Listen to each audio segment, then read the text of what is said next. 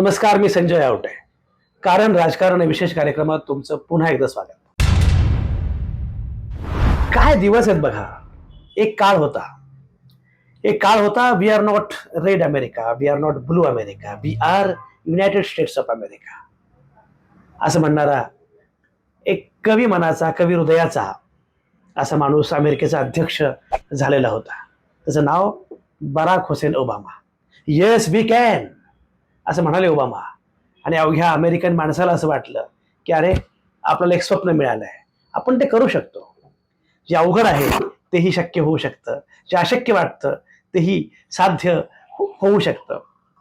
ही ताकद होते. Barack Obama यांनी कवितेप्रमाणे आपले मुद्दे मांडले, भाषण केलं आणि त्याच्यानंतर जेव्हा ते निवडून आले त्यानंतर सलग 8 वर्ष बराक ओबामा हे अमेरिकेचे अध्यक्ष होते. खरं म्हणजे प्रचारामध्ये बोलणं फार सोपं असतं, कारण प्रचारामध्ये स्वप्न विकता येतं, प्रत्यक्षात मात्र कृती करावी लागते. ओबामा असं म्हणाले होते की you can campaign in poetry but you have to govern in prose. तुम्हाला कवितेमध्ये प्रचार करता येतो, पण तुम्हाला गव्हर्नन्स मात्र गद्यासारखाच करावा लागतो. त्यामुळे असं सगळं मला आज आठवत आहे. बराक ओबामांच्या त्या सगळ्या गोष्टी, ओबामांनी केलेलं भाषण, त्यांचे अनेक निर्णय, सामंजस्य, सहिष्णुता आणि समतेची वाट बराक ओबामांनी अमेरिकेला दाखवली. खास त्याच अमेरिकेमध्ये बराक ओबामा यांच्या नंतर डोनाल्ड ट्रम्प पुन्हा आलेले आहेत. खरं म्हणजे घड्याळाचे काटे उलट्या दिशेने फिरवण्यासारखं हे आहे. जेव्हा सुरुवातीला हे घडलं की बराक ओबामा गेले आणि त्यांच्या जागी डोनाल्ड ट्रम्प अमेरिकेचे अध्यक्ष झाले, तेव्हा जगाला धक्का बसला. बराक ओबामांची भूमिका, त्यांची मांडणी, एकूण विश्वात्मक भान असणारी सगळी मांडणी, ते ओबामा गेले आणि त्या जागी डोनाल्ड ट्रम्प यावेत, हे लोकांना फार आश्चर्यकारक वाटलं होतं. पण नंतर अमेरिकेने ही चूक सुधारली. पुढच्या निवडणुकीमध्ये डोनाल्ड ट्रम्प पराभूत झाले आणि पराभवाच्या नंतर ट्रम्प यांनी आपला पराभव मान्यच केला नाही. नुसता पराभव मान्य नाही केला, त्याने कॅपिटॉलवर ज्या प्रकारे हिंसाचार केला, त्यांच्या कार्यकर्त्यांनी जो धुडगूस घातला, तो अमेरिकेच्याच काय, कुठल्या लोकशाही देशाच्या इतिहासामध्ये अशा प्रकारची घटना अपवादानच घडली असेल. मला हा निकाल मान्य नाहीये, मी पराभूत झालोच नाही, मी जिंकलोच आहे, अशी भूमिका ट्रम्प यांची होती. ट्रम्प यांनी धुडगूस घातला, गोंधळ केला. त्याच्यानंतर जगानं बघितलं की हा किती भयंकर माणूस आहे. हा माणूस इतकी वर्ष अमेरिकेचा अध्यक्ष होता कसा, असा प्रश्न अनेकांना पडला. आज तेव्हा असं म्हटलं जात होतं की ट्रम्प कधीच अमेरिकेचे अध्यक्ष यापुढे होऊ शकणार नाहीत, पण तेच डोनाल्ड ट्रम्प अमेरिकेचे अध्यक्ष झालेले आहेत. ही फार क्लेशकारक अशी घटना आहे. अमेरिकेच्या अध्यक्ष निवडणुकीत उपाध्यक्ष कमला हॅरिस यांना पराभूत करून अमेरिकेचे माजी अध्यक्ष डोनाल्ड ट्रम्प विजयी झालेले आहेत. अमेरिकेच्या इतिहासामध्ये 132 वर्षानंतर पहिल्यांदा हा असा निकाल लागलेला आहे. म्हणजे दुसऱ्या टर्ममध्ये अध्यक्ष पराभूत होणं आणि पुढच्या वेळी मात्र पुढच्या निवडणुकीमध्ये जिंकणं, हे आतापर्यंत कधीच घडलेलं नव्हतं. 132 वर्षांमध्ये पहिल्यांदा असं घडलंय की 2 टर्म्स अमेरिकेच्या अध्यक्षाला मिळाल्या, पण ते सलग नाहीत मिळाल्या. त्यामुळे एक चमत्कार इतिहासच खरं म्हणजे त्यांनी घडवलाय ट्रम्प यांनी. तुम्ही गंमत बघा, जेव्हा डोनाल्ड ट्रम्प हे अमेरिकेचे अध्यक्ष होते तेव्हा त्यांच्या विरोधामध्ये Trump is not our president नावाचं कॅम्पेन सुरू झालं होतं. मोहीम सुरू होती की हे आमचे अध्यक्ष नाही आहेत. डोनाल्ड ट्रम्प अमेरिकेचे अध्यक्ष झालेले होते तरीही जनमताचा कौल वगैरे सगळं छूट आहे, डोनाल्ड ट्रम्प आमचे अध्यक्ष असूच शकत नाहीत, अशा प्रकारचं कॅम्पेन अमेरिकेमध्ये उभं राहिलं. आणि ते कॅम्पेन उभं करण्यामध्ये केवळ राजकीय नेते नव्हते, किंवा राजकीय नेते नव्हतेच, कलावंत होते, लेखक होते, साहित्यिक होते, खेळाडू होते. आणि या साहित्यिकांनी, खेळाडूंनी, कलावंतांनी मोठ्या प्रमाणामध्ये भूमिका घेतली आणि सांगितलं की अमेरिका जो काही देश आहे, अमेरिका हा प्रामुख्याने सामंजस्यावर उभा असणारा, सहिष्णुतेवर उभा असणारा असा देश आहे. या देशाचा चेहरा असा विखारी असू शकत नाही, या देशाचा नेता असा विखारी असू शकत नाही. त्यामुळे ट्रम्प हे आमचे अध्यक्ष नाहीतच, अशा प्रकारचं कॅम्पेन सुरू झालं होतं. ते ट्रम्प एका निवडणुकीमध्ये पराभूत झाले. अगदी खरं म्हणजे काठावर पराभूत झाले होते, पण पराभूत झाले होते. आणि आता मात्र हेच ट्रम्प पुन्हा अमेरिकेचे अध्यक्ष झालेत आणि यावेळेचा त्यांचा विजय काठावर नाहीये, निसंदिग्ध आहे. त्यामुळे डोनाल्ड ट्रम्प अमेरिकेचे नवे अध्यक्ष असणार याच्यामध्ये काही शंका नाहीये. गंमत बघा, म्हणजे काय वाईट गोष्टी घडतायत. एकीकडे रशियामध्ये पुतीन आहेत, चीनमध्ये जिनपिंग आहेत, उत्तर कोरियामध्ये किम जोंग आहेत, इस्रायलमध्ये बेंजामिन नेतान्याहू आहेत. अशा यादीमध्ये आता डोनाल्ड ट्रम्प दाखल झालेले आहेत. मला कळत नाही की ट्रम्प यांची प्रतिमा काय आपल्याला माहित आहे, ट्रम्प यांचं व्यक्तिमत्व काय आपल्याला माहिती आहे, ट्रम्प यांची भाषा म्हणजे म्हणजे विरोधकांबद्दल सोडूनच द्या, त्यांची एकूण महिलांबद्दलची भाषा, त्यांची लोकशाहीबद्दलची भाषा, त्यांची अन्य देशांबद्दलची भाषा, ज्या प्रकारे ते बोलायचे. मग ट्रम्प यांनी किती थापा मारल्या अशी आकडेवारी लोकांनी शोधून काढली की ट्रम्प यांनी इतके, आपल्याकडे असले प्रकार कोणी करत नाही हे बरं आहे, पण किती थापा मारल्या ट्रम्प यांनी, किती खोटं बोलले. हे खोटारडे आहेत, थापाडे आहेत, विखारी आहेत, हिंसक आहेत, त्यांच्यावर गुन्हे दाखल झालेले आहेत, कन्व्हिक्शन पर्यंत ते गुन्हे गेलेले आहेत. एवढं सगळं आहे तरी सुद्धा ट्रम्प यांना अमेरिकेनं अध्यक्ष म्हणून त्यांची निवड कशी केली असेल. बरं, अमेरिका हा तसा शहाण्यांचा देश मानला जातो. अमेरिकेमध्ये लोक शिकलेले आहेत, बुद्धिमान आहेत, आधुनिक आहेत वगैरे वगैरे असं आपण म्हणत असतो. त्या अमेरिकेमध्ये या प्रकारचा निकाल लागावा कसा, अमेरिकेच्या लोकांनी डोनाल्ड ट्रम्प यांची अध्यक्षपदी निवड केली कशी, हा सगळ्यात महत्वाचा प्रश्न. मी मगाशी म्हटल्याप्रमाणे बराक ओबामांनी प्रामुख्यानं ज्याला आपल्या संत ज्ञानेश्वरांचं आता विश्वात्मक देवे जे आहे ना, हे विश्वसी माझे घर, एक विश्वात्मक पसायदान त्यांनी अमेरिकेला दिलं. आणि अमेरिकेला सांगितलं की अमेरिका म्हणजे काही फक्त अमुक धमुक असं नाहीये. अमेरिकेमध्ये काळे आहेत, गोरे आहेत, हिस्पॅनिक आहेत, सगळेच आहेत. अमेरिकेमध्ये स्त्री आहेत, पुरुष आहेत, त्याचप्रमाणे LGBTQ आहेत. हा सगळ्यांचा देश आहे. अशा प्रकारची एक भूमिका, वैश्विक भूमिका मांडत बराक ओबामा पुढे गेले. आणि त्याच अमेरिकेमध्ये डोनाल्ड ट्रम्प यांनी मात्र प्रामुख्याने जी भूमिका मांडलेली आहे ती भूमिका आहे उन्मादी राष्ट्रवादाची, nationalism, America first. America America America, जगाशी आमचं काही देणं घेणं नाहीये, आम्हाला अमेरिका. हा जो अमेरिकेचा उन्मादी राष्ट्रवाद ट्रम्प यांनी जन्माला घातला, त्यातून हे घडलेलं आहे. आणि त्यात पुन्हा गंमत काय झाली, स्थलांतरित नकोत. बरं, कमला हॅरिस या स्थलांतरित भारतीय वंशाच्या, आणि भारतीय वंशाच्या म्हणजे काही फार जुनं वगैरे नाही, त्यांची आई शारदा ती अमेरिकेमध्ये गेली, त्यांची ही मुलगी. पण कमला हॅरिस स्थलांतरित, त्या बाहेरच्या, त्या गोऱ्या नाहीत. असं काहीतरी करत एक वेगळ्या प्रकारचा राष्ट्रवाद तयार केला गेला, कमला हॅरिस यांना विरोध केला गेला.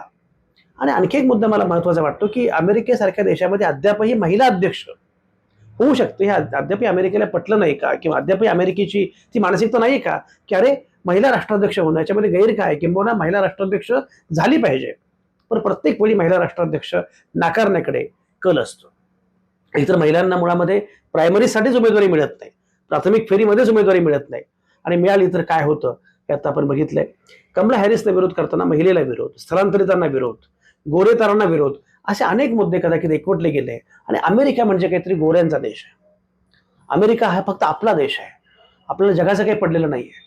स्थलांतरितांना विरोध, मला कळत नाही की जी अमेरिका ही स्थलांतरावरच उभी राहिली, स्थलांतरितांनीच अमेरिका घडवली, त्या अमेरिकेमध्ये या प्रकारचा संकुचित दृष्टिकोन कसा काय आला असेल हे मला कळत नाहीये. पण भूमिपुत्र हा मुद्दा अमेरिकेच्या निवडणुकीत चालावा यासारखं वाईट काहीच नाहीये. मगाशी म्हटलं स्थलांतरितांनी अमेरिकेला घडवलं. अल्बर्ट आइन्स्टाईन नावाचे प्रख्यात शास्त्रज्ञ ते असं म्हटले होते की ज्ञानापेक्षाही स्थलांतर महत्वाचं आहे. मायग्रेशन ही खूप महत्वाची गोष्ट आहे आणि स्थलांतरानं अनेक संस्कृती घडवलेल्या आहेत. असं असताना सुद्धा अमेरिकेला हा त्रास का व्हावा हे मला खरंच कळत नाही. अमेरिकेचा अध्यक्ष हा आजही जगातला सगळ्यात मोठा शक्तिमान नेता वगैरे मानला जातो. अमेरिकेच्या धोरणांचा सगळा परिणाम जगावर होत असतो. त्यामुळे या निवडणुकीकडे जगाचं लक्ष होतं. प्रत्येकच अमेरिकेच्या निवडणुकीकडे जगाचं लक्ष असतंच. यंदाची निवडणूक तर आणखी वेगळी होती. कोरोनाच्या नंतर सगळी सावरणारी जागतिक व्यवस्था, तिला धक्के देणारे 2.5 वर्षापासून चाललेलं रशिया युक्रेन युद्ध, तिकडं तेलसमृद्ध पश्चिम आशियामध्ये सुरू असलेलं आणि चिघळत चाललेलं हमास इस्रायल हे युद्ध, अशा अनेक घटना होत्या. आणि त्यामुळे नक्की नेता कोण होणार, अमेरिकेचा अध्यक्ष कोण होणार असा मुद्दा होता. ट्रम्प आता पुन्हा अध्यक्ष असणार हे स्पष्ट झालंय. एक मला महत्वाचा मुद्दा सांगितलं पाहिजे याच्यामध्ये, मी ज्याप्रमाणे मगाशी उल्लेख केला की ग्लोबलायझेशन आलं, जागतिकीकरण आलं, आणि जागतिकीकरणानंतर जगाचं रूपांतर एका खेड्यामध्ये झालं. सगळ्या सीमा गळून पडल्या, सगळ्या भिंती कोसळल्या आणि जग म्हणजे जणू काही एक खेड आहे, ज्याला ग्लोबल व्हिलेज असं म्हटलं गेलं. त्या जागतिकीकरणाचं एक पर्व सुरू झालं आणि आता मात्र जागतिकीकरणानंतरच एक वेगळं पर्व सुरू झालेलं आहे. ते पर्व असं आहे की जागतिकीकरणाचे आम्हाला सगळे फायदे हवेत, पण जागतिकीकरणासोबत येणारा उदारमतवाद आम्हाला नको आहे. म्हणजे जागतिकीकरणासोबत जे काही फायदे होतात, सगळे तिकडचे उद्योग इकडे येतात, आमच्या लोकांना नोकऱ्या मिळतात वगैरे वगैरे, हे सगळं आम्हाला हवं आहे. पण पण तुमचे मजूर आमच्याकडे नकोत, तुमचे लोक आमच्याकडे नकोत, मग आमच्या नोकऱ्या जातात. हे जे काही आहे ना, मी मागे असं म्हटलं होतं की हे म्हणजे बर्लिन ते ब्रेक्झिट असा प्रकार आहे सगळा. बर्लिन ते ब्रेक्झिट म्हणजे असं की 1989 मध्ये बर्लिनची भिंत कोसळली आणि जगाचे दरवाजे उघडले गेले, भिंती पडल्या. त्यानंतर सोव्हिएट रशियाचं विघटन झालं आणि पूर्णपणे जगाचं रूपांतर मी म्हटल्याप्रमाणे एका खेड्यामध्ये झालं. सगळ्या भिंती कोसळल्या, बर्लिनची भिंत कोसळली म्हणजे सगळ्या भिंती कोसळल्या अशा अर्थानं ते मांडलं जातं. बर्लिन ते ब्रेक्झिट म्हणजे ब्रेक्झिट जो आहे ना, की युरोपियन युनियनमधून ब्रिटननं बाहेर पडणं, याला ब्रेक्झिट असं म्हणतात. युरोपियन युनियन सोबत आपण असता कामा नये असं ब्रिटनला का वाटावं? कारण इंग्लंडला असं वाटलं की हे बाकीचे लोक जे आहेत ना, हे आपला फक्त फायदा घेत आहेत आणि आपल्याला त्या लोकांना नोकऱ्या देणं, त्यांचं स्थलांतर सहन करणं वगैरे सगळं आपल्याला करायचं आहे. आम्हाला या जागतिकीकरणाचे फायदे हवेत, पण जागतिकीकरणासोबत इतर देशांना पण सामावून घेतलं पाहिजे, ते मात्र नको आहे. आणि म्हणून मी असं म्हटलं की या जागतिकीकरणाच्या पर्वानंतर एक संकुचित पर्व सुरू झालेलं आहे की माझा देश. मला फक्त माझा देश महत्वाचा वाटतो. अमेरिका महत्वाची आहे स्वतःला अमेरिकेसाठी, की जगात काय चाललंय वगैरे पेक्षा सुद्धा मला नोकरी नाही आहे, मला रोजगार नाही आहेत, पण त्यावरचे मार्ग वेगळे आहेत. स्थलांतरितांना विरोध हा त्यावरचा मार्ग नाही आहे. ज्या प्रकारे मेक्सिकोबद्दल ट्रम्प बोलत असतात, तो मुद्दा नाही आहे की मी देशाला भिंतच बांधतो आणि बाकीच्या लोकांनी इकडे येऊच नये. अशा प्रकारचे भिंती बांधणं हे त्यावरचं उत्तर नाही आहे. पण आपलं सगळं जे काही अपयश आहे त्याचं खापर इतरांवर फोडायचं आणि मग बाकी सगळे आउटसायडर, ज्याप्रमाणे आपल्याकडे परप्रांतीयांचा मुद्दा मधल्या काळात पुढे आला होता, असे काहीतरी मुद्दे पुढे आणायचे आणि मग त्यासाठी सगळी मतं एकवटायची, एक राष्ट्रवाद तयार करायचा या प्रकारचा. आपल्याकडे जेव्हा राज ठाकरेंनी परप्रांतीयांच्या मुद्द्यावर हे सगळं आंदोलन सुरू केलं होतं की मुंबईमध्ये बाकीचे बाहेरचे नकोतच, परप्रांतीय आम्हाला नकोत, तेव्हा योगायोगानं तिकडे अमेरिकेमध्ये मात्र बराक ओबामा फार वेगळी भूमिका मांडत होते. आणि आता मात्र ह्याच प्रकारची भूमिका ट्रम्प मांडतायत की फक्त अमेरिका महत्वाची आहे. म्हणजे अमेरिका ज्या लोकांनी घडवली ते ठीक आहे, अमेरिका इतरांनीच घडवली. आजही अमेरिकेमध्ये भारतीय वंशाचे 6% लोक आहेत, पण तरी सुद्धा आता मात्र आम्ही फक्त अमेरिका, फक्त गोरे म्हणजे अमेरिका, हे सगळं जे काही सुरू आहे ना, त्याचा परिणाम आहे की ट्रम्प अमेरिकेचे पुन्हा अध्यक्ष होणं. हे खरं म्हणजे आता गंमत बघा, म्हणजे मी म्हटल्याप्रमाणे एक तर काय झालंय की कोरोनाच्या नंतर सगळीकडे एकूण महागाई वाढत चालली आहे, भाववाढ आहे, नोकरी व्यवसायामध्ये शाश्वत सगळ्या गोष्टी घडतायत, लोकांना नोकऱ्या नाही आहेत, बेरोजगारी मोठ्या प्रमाणात आहे. अमेरिकेमध्ये तर तरुणांच्या व्यसनाचं प्रमाण खूप मोठं वाढत चाललेलं आहे. मुलं शिकत नाहीत, अनेकदा व्यसनी होतात, ड्रग्सच्या आहारी जातात, अशा अनेक गोष्टी आहेत. त्यातून एक सगळं वैफल्य हा मुद्दा आहे. स्थलांतरित जे काही येतात तो प्रश्न या लोकांना आता फार महत्वाचा वाटतो. याचा अर्थ स्थलांतरिताचा प्रश्न नाही असं मला अजिबात म्हणायचं नाहीये, त्यावर काम केलंच पाहिजे. पण स्थलांतरित आहेत म्हणून आमचं काही वाईट होतंय, ही जी भूमिका आहे आणि त्याच्यावर अमेरिकेतल्या लोकांना एकवटणं आणि मग अमेरिकेतले भूमिपुत्र, अरे भूमिपुत्र हा काय प्रकार आहे? कोण भूमिपुत्र आहे? मग अशी उल्लेख केला आईन्स्टाईनचा. आईन्स्टाईन कुठला भूमिपुत्र? याला काही अर्थ नसतो. ओबामा कुठले भूमिपुत्र? जे बराक ओबामांनी अमेरिकेला या अर्थानं सगळं तेज मिळवून दिलं ते ओबामा कुठले? हा मुद्दाच नाहीये. मला असं वाटतं की याच्या पलीकडे पाहता आलं पाहिजे, पण हा एक मुद्दा होता. आणि एकूणच सगळ्या अमेरिकेतली सध्या थोडी आर्थिक व्यवस्था जी आहे ती ढासळलेली आहेच. असे अनेक मुद्दे मतदारांसाठी महत्वाचे होते आणि ट्रम्प यांनी घेतलेली भूमिका मतदारांना आश्वासक वाटावी हे सगळ्यात वाईट आहे, पण ती वाटली असं दिसतंय. तुम्ही बघा, म्हणजे एकतर मुळात ट्रम्प जेव्हा अमेरिकेचे अध्यक्ष होते तर त्या कालावधीमध्ये त्यांनी जे काही केलं त्यात काही भलं किंवा काही चांगलं काहीच केलं नाही. खरं म्हणजे त्याचा पूर्ण कार्यकाळ हा वादग्रस्त होता. एकतर मुक्त व्यापार विषयक काही जागतिक करार, इराण बरोबर झालेला बहुराष्ट्रीय अणुकरार, यातून ट्रम्प यांनी माघार घेतली.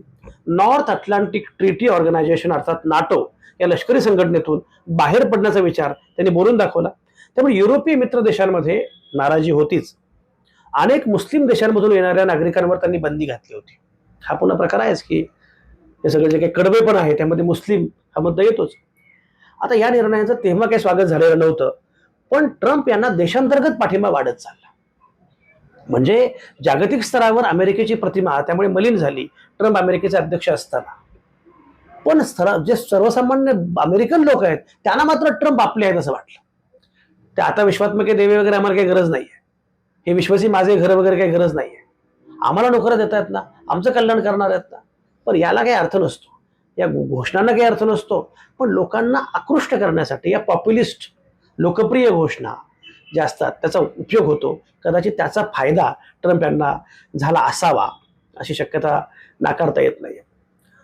मी मागे असं म्हटलं की मुळात ट्रम्प यांना उमेदवारी मिळाली त्याचं लोकांना आश्चर्य वाटलं की रिपब्लिकन पक्ष आणि डेमोक्रॅटिक पक्ष, अमेरिकेचे दोन पक्ष, रिपब्लिकन पक्षानं जेव्हा ट्रम्प यांना उमेदवारी दिली तेव्हा लोकांना असं वाटलं की आता ट्रम्पचा पराभव होणार हे नक्की आहे, कारण ट्रम्प यांना अमेरिका स्वीकारणं शक्यच नाहीये.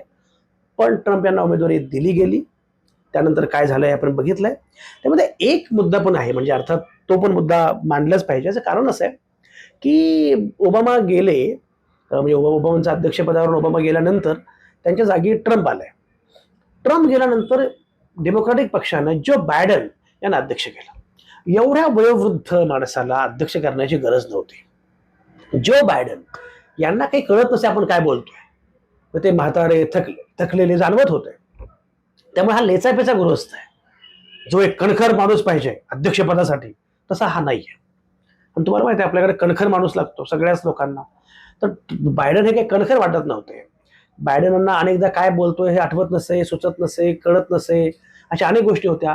धोरण लकवा ज्याला पॉलिसी पॅरालिसिस म्हणतात अशा संदर्भात टीका झाली. त्यामुळे ती निवड बऱ्यापैकी चुकली आणि बायडन अध्यक्ष झाल्यामुळे ट्रम्प बरे असं एक मत तयार झालं. हा पण मुद्दा तेवढाच महत्वाचा आहे. जो बायडन आता अध्यक्षपदाच्या उमेदवारीत असते, उमेदवारी त्यांना मिळाली असती तर कदाचित ट्रम्प यांना ही निवडणूक आणखी सोपी गेली असती. पण तिथे कमला हॅरिस आल्या. कमला हॅरिस आता उपाध्यक्ष आहेत. कमला हॅरिस यांची धुरा प्रचाराची ही बराक ओबामा सुद्धा सोबत होते. बराक ओबामांनी कमला हॅरिस यांचा प्रचार केला. ते कमला हॅरिसचे स्टार प्रचारक होते. आणि बिल गेट्स नावाचे उद्योजक प्रख्यात आपल्याला माहित आहेत, ते सुद्धा कमला हॅरिस यांच्या सोबत होते. आणि दुसरीकडे इकडे डोनाल्ड ट्रम्प यांच्यासोबत ॲलन मस्क नावाचा उद्योजक होता. आणि तो एवढा म्हणजे प्रभावीपणे होता की ॲलन मस्कनं सगळं ते निवडणूक कॅम्पेन व्यापून टाकलेलं होतं. आता ॲलन मस्क जर कॅम्पेन प्रमुख असतील डोनाल्ड ट्रम्प यांचे, तर ट्विटर वगैरे नक्की काय करत असेल हा विचारच आपण केला पाहिजे. या सोशल मीडियावर आपण एरवी एवढं बोलत असतो, तो सोशल मीडिया खरंच नक्की काय करतो, त्याची भूमिका कुठली असते यावर वेगळं बोललं पाहिजे. त्यावर मी आता बोलत नाही. पण ॲलन मस्क बद्दल एवढं प्रेम होतं ट्रम्प यांना की ट्रम्प विजयी झाल्यानंतर पहिल्या सभेमध्ये ते असं म्हणाले की अमेरिकेला नवा हिरो मिळालेला आहे, त्याचं नाव आहे ॲलन मस्क आणि आय लव्ह यू ॲलन वगैरे. तर हे सगळं झालं. त्याच्यामध्ये महत्वाचा मुद्दा बघा, म्हणजे हॅरिस यांची जी भूमिका आहे त्यामध्ये महिलांच्या मुद्द्यांना हॅरिस यांनी प्राधान्य दिलं. गर्भपातासारख्या मुद्द्यावर हॅरिस यांची भूमिका अमेरिकेतल्या महिलांना आश्वासक वाटत होती, पण ते विजयी नाहीत होऊ शकल्या. याचं एक महत्वाचं कारण मला असं वाटतं की मुळात कमला हॅरिस या सुद्धा जरी त्या गोऱ्या नसल्या, स्थलांतरित असल्या, भारतीय वंशाच्या असल्या, तरी सुद्धा आपल्याला कोणी असं म्हणू नये, आपल्याला कोणी असं मानू नये. तर त्यांनी त्यांची भूमिका सुद्धा थोडीशी अमेरिकेसारखीच घेतलेली होती, म्हणजे गोऱ्यांची भूमिका घेतलेली होती. म्हणजे त्यांना सुद्धा भारताविषयी किंवा या प्रकारच्या सगळ्या अन्य देशांविषयी किंवा गोरेतरांविषयी एक फार सहानुभूती आहे असं जाणवू नये अशा प्रकारचं त्यांचं धोरण सुद्धा, त्यांची भूमिका सुद्धा अनेकदा अनुदार वाटत होती. बराक ओबामांच्या आणि कमला हॅरिस यांच्यामध्ये हा फरक आहे. ओबामा जेव्हा उभे होते अध्यक्षपदासाठी त्या सुरुवातीपासून त्यांनी भूमिका लपवून ठेवली नाही. त्यांची भूमिका अत्यंत उदार होती. अत्यंत उदारपणे ते सांगत होते की अमेरिका अमेरिका आहेच, पण आपल्याला जग म्हणून विचार केला पाहिजे, आपल्याला मानवी समुदायाचा विचार केला पाहिजे, आपल्याला ह्युमॅनिटी म्हणून विचार केला पाहिजे. ही भूमिका बराक ओबामा सातत्याने मांडत होते. कमला हॅरिस यांची भूमिका त्या अर्थानं सुद्धा फार उदार वाटली नाही. कदाचित त्यांना भय असेल की आपण असं फार म्हणू तर मग ह्या अगदी जे सन ऑफ सॉईल आहेत, जे भूमिपुत्र आहेत, त्यांना कदाचित हे पटणार नाही, काही असेल माहिती नाही. आणि आणखी एक महत्वाचा मुद्दा म्हणजे आपल्याकडे ज्याप्रमाणे देशद्रोही नावाचं प्रकरण आलं तसं रिपब्लिकन पक्ष जो आहे ना तो अमेरिकावादी पक्ष आहे आणि डेमोक्रॅटिक पक्ष हा देशद्रोही अमेरिकाद्रोही पक्ष आहे. अशा प्रकारचं एकूण वातावरण, अशा प्रकारचं नॅरेटिव्ह त्यांनी सेट केलं होतं की रिपब्लिकन पक्ष म्हणजे अमेरिका, आम्हाला फक्त अमेरिका पाहिजे, आणि डेमोक्रॅटिक पक्ष म्हणजे त्यांना अमेरिकेचं काही पडलेलं नाहीये, त्यांना जागतिक वगैरे काहीतरी विचार करायचा असतो. अशा प्रकारचं एक नॅरेटिव्ह सेट करण्यात यश आलं रिपब्लिकन पक्षाला. हा पण मुद्दा फार महत्वाचा आहे. आता मजा बघा, ट्रम्प यांची निवड झाली आणि अमेरिकेसह भारतीय शेअर बाजारामध्ये उसळी दिसली. याचं कारण काय? याचा अर्थ बाजारानं ओळखलंय की आता निवडणूक काळातली अनिश्चितता संपलेली आहे आणि आता एक ठोस ठाम असं नेतृत्व अमेरिकेला मिळत आहे. काय होईल माहिती नाहीये. खरं म्हणजे एक सगळ्यात महत्वाचा मुद्दा जो आहे तो भारताचं काय होणार, काही फरक पडणार नाही. कारण असं असं आहे म्हणजे डोनाल्ड ट्रम्प आणि नरेंद्र मोदी यांचं प्रेम आपल्याला माहितीच आहे, त्यामुळे त्याचा त्या अर्थानं फायदा होऊ शकतो. पुतीन यांना सुद्धा थोडासा आनंद होऊ शकतो, कारण ट्रम्प यांची भूमिका त्यांच्या पथ्यावर पडणारी आहे. चीनला कोणी आल्यामुळे काही फार मोठा फरक पडेल असं काही मला वाटत नाही. त्यामुळे पण हा, उत्तर कोरियाचे किंग जोंग जे आहेत त्यांना मात्र जरा आनंद होईल, कारण त्यांची आणि ट्रम्प यांची चांगली दोस्ती आहे. बेंजामिन नेतन्याहू इस्रायलचे, त्यांनाही आनंद वाटेल. पण एकूण काय नक्की भारताच्या अनुषंगाने काय जरा विचार केला पाहिजे. खरं म्हणजे दोन्ही देशांची, भारत आणि अमेरिका यांची आर्थिक, व्यापारी, संरक्षण, माहिती तंत्रज्ञान अशा अनेक क्षेत्रांमध्ये मोठी भागीदारी आहे. आपल्याला माहिती आहे डॉक्टर मनमोहन सिंग जेव्हा भारताचे पंतप्रधान होते आणि तेव्हा अमेरिकेचे अध्यक्ष जॉर्ज बुश धाकटे, तेव्हा त्यांनी भारत अमेरिका आण्विक करार केला होता. खरं म्हणजे भारत आणि अमेरिका यांच्यातले संबंध खऱ्या अर्थानं सुधारायला सुरुवात झाली ते तेव्हा, आणि त्यानंतर आता ही भागीदारी वाढतच गेलेली आहे.